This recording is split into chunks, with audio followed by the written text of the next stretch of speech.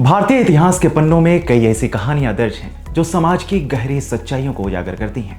इनमें से एक है हरिजन शब्द को लेकर कांग्रेस और महात्मा गांधी का ढोंग, जिसके खिलाफ डॉक्टर भीमराव अंबेडकर ने न केवल आवाज उठाई बल्कि एक ऐसी क्रांति की नींव रखी जो आज भी दलित समुदाय की गरिमा और स्वाभिमान की मिसाल है।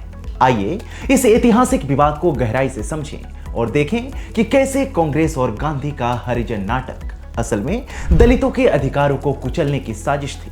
उससे पहले यदि आपने अभी तक हमारे चैनल को सब्सक्राइब नहीं किया है तो इसे सब्सक्राइब करें और वीडियो को लाइक करें। 1930 के दशक में महात्मा गांधी ने बड़े जोर शोर से हरिजन शब्द को आगे बढ़ाया। उनका दावा था कि अछूत शब्द अपमानजनक है और हरिजन शब्द, जिसका अर्थ है ईश्वर के लोग, इस समुदाय को सम्मान देगा। यह सुनने में कितना पवित्र लगता है, लेकिन जरा ठहरिए, क्या यह सम्मान वास्तव में दलितों की मर्जी से था या फिर गांधी और कांग्रेस का एक नाटक था जिसका मकसद उच्च जातियों की सहानुभूति बटोरना और दलितों को अपनी कृपा का पात्र बनाए रखना था? गांधी जी का यह हरिजन प्रपंच कुछ और नहीं बल्कि उनका एक चतुराई भरा शब्द जाल था, जिसके पीछे दलितों को उनकी असली आजादी और पहचान से वंचित रखने का मंसूबा छिपा हुआ था। कांग्रेस और गांधी के इस प्रपंच को डॉक्टर अंबेडकर बखूबी समझते थे। डॉक्टर अंबेडकर कोई साधारण इंसान नहीं थे। वे एक ऐसी चिंगारी थी जो सदियों की गुलामी और अपमान को जलाकर राख करने के लिए पैदा हुई थी।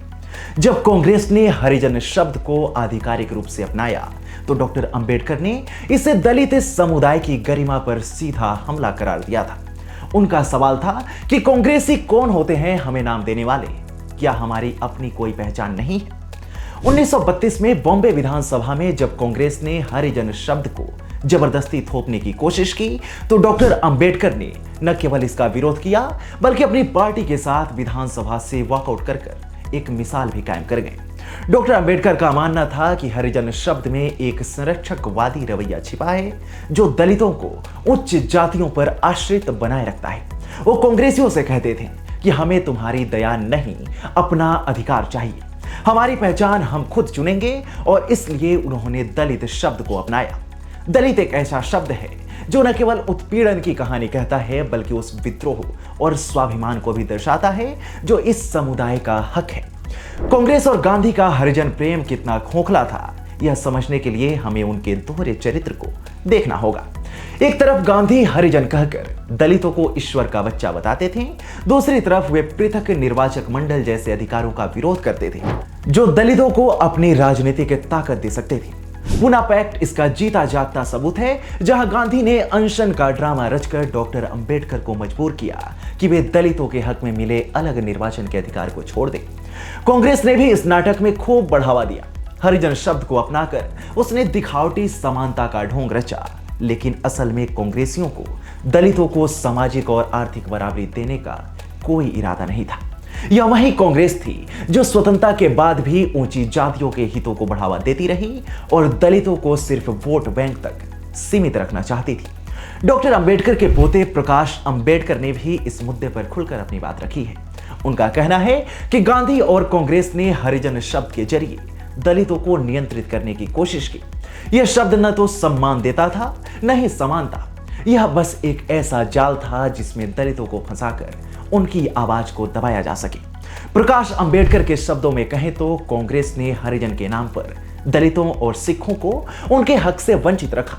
यह एक सुनियोजित साजिश थी जिसका मकसद था इन समुदायों को हमेशा अपनी छाया में रखना। शब्द सिर्फ शब्द नहीं होते, वे समाज की सोच को गढ़ते हैं।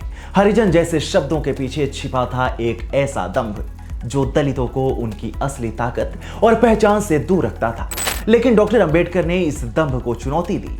उन्होंने सिखाया कि सम्मान कोई दान में नहीं मिलता, उसे छीनना पड़ता है। दलित शब्द सिर्फ एक नाम नहीं बल्कि एक क्रांति का प्रतीक है, एक ऐसी क्रांति जो हर उस इंसान को अपनी पहचान चुनने का हक देती है। आज जब हम डॉक्टर अंबेडकर के इस संघर्ष को याद करते हैं तो एक सवाल मन में उठता है कि क्या हमारा समाज वाकई बदल गया है? क्या हम आज भी हरिजन जैसे शब्दों के जरिए किसी की पहचान को कुचलने की कोशिश तो नहीं कर रहे? कांग्रेस और गांधी का हरिजन नाटक हमें यह सबक देता है कि दिखावटी सहानुभूति और असली समानता में जमीन आसमान का अंतर होता है। अगर हम सचमुच समानता चाहते हैं तो हमें हर समुदाय को उसका हक देना होगा। डॉक्टर अंबेडकर का यह विद्रोह हमें याद दिलाता है कि सच्चा सम्मान वही है जो अपने बल पर कमाया जाए। और रही बात गांधी और कांग्रेस की, तो उनका हरिजन प्रपंच इतिहास के उस काले पन्ने का हिस्सा बन चुका है जिसे कोई भी सच्चा अंबेडकरवादी कभी माफ नहीं करेगा। आखिर जब बात हक और स्वाभिमान की हो तो ढोंग और दिखावे की कोई जगह होती ही नहीं है।